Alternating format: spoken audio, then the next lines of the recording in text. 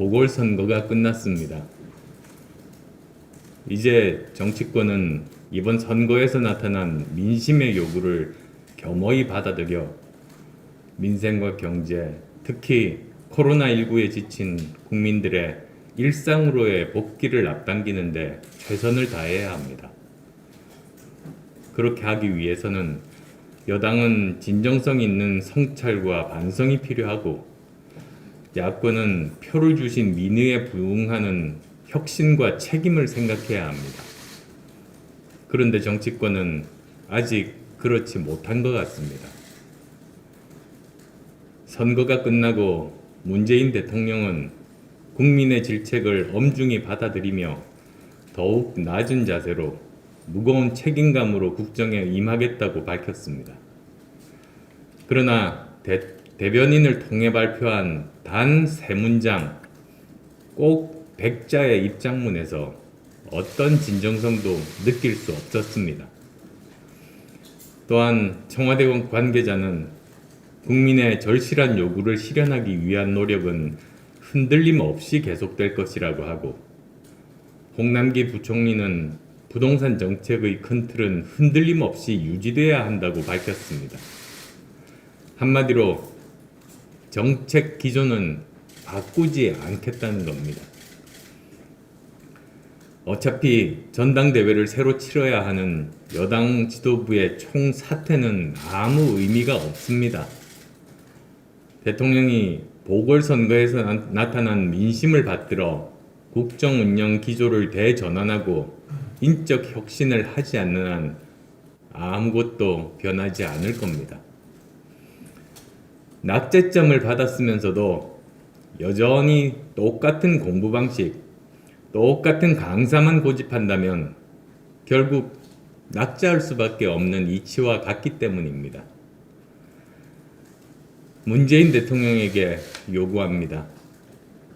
대변인이 아니라 대통령이 직접 사과하고 국정기조의 대전환을 선언하고 청와대와 내각의 전면적인 인적 쇄신을 단행해야 합니다.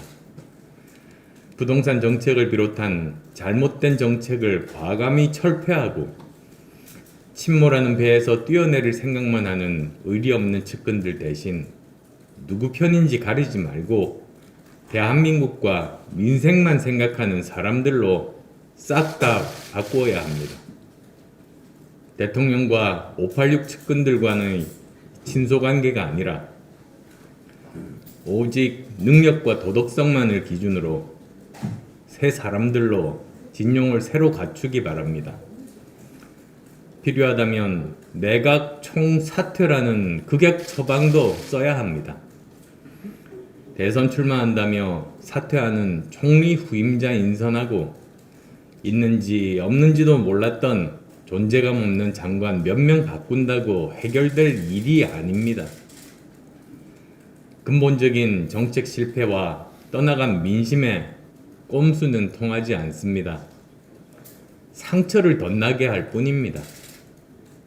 대통령의 과감한 결단과 실천만이 대한민국과 정권을 위기에서 구하는 유일한 방법입니다. 민주당에 충고합니다. 이번 보궐선거 패배가 단순히 운이 나빴기 때문이라고 생각합니까? 중도층과 젊은 층들이 설마 국민의힘을 어떻게 찍겠느냐는 교만과 착각이 선거의 참패를 불러왔다고 생각하지 않습니까? 무엇이 잘못됐는지, 패배의 근본적인 원인이 무엇인지 객관적이고 냉정하게 살피지 못하고 아직도 지지층이 바라는 개혁을 제대로 하지 못해서 선거에 졌다고 생각한다면 그것은 민의에 정면으로 역행하고 맞서는 겁니다. 민의에 맞서는 정치 세력에게는 국민의 심판이 있을 뿐입니다. 대통령의 청와대 쇄신과 내각 개편을 요구한 것과 마찬가지로 여당도 이 수준에 걸맞는 쇄신을 단행해야 합니다. 성추행 시장 때문에 생긴 보궐선거에서 2차 가해를 일삼은 자들, 온갖 가식과 위선을 떨던 부동산 내로남불의 주역들부터 확실히 걷어내고 국민께 용서를 비는 것부터 시작해야 할 겁니다. 이번 보궐선거 결과는 코로나19 때문에 유예됐던 민심의 준엄한 심판이었다는 것을 명심하고 국민이 주신 180석의 권력을 자신들의 사익과 정략적 이익이 아닌 오직 국민과 민생만을 위해서 써야 할 겁니다. 그래야 솟아날 구멍이 생길 겁니다. 야권도 더욱 노력해야 합니다. 여당의 패배는 정책 실패 그리고 교만과 독선에 따른 총체적 국정 파탄의 결과였습니다.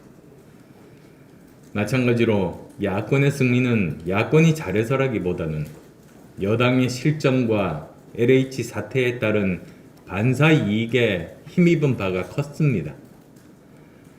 야권 스스로 우리가 잘해서 이겼다는 교만에 빠지는 순간 야권의 혁신 동력은 약해지고 정권 교체에 대한 절박함도 사라질 겁니다.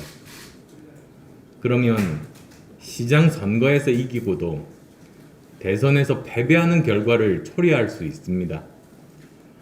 모두 더 몸을 낮추고 더 겸손한 자세로 변화와 혁신에 더 박차를 가해야 합니다.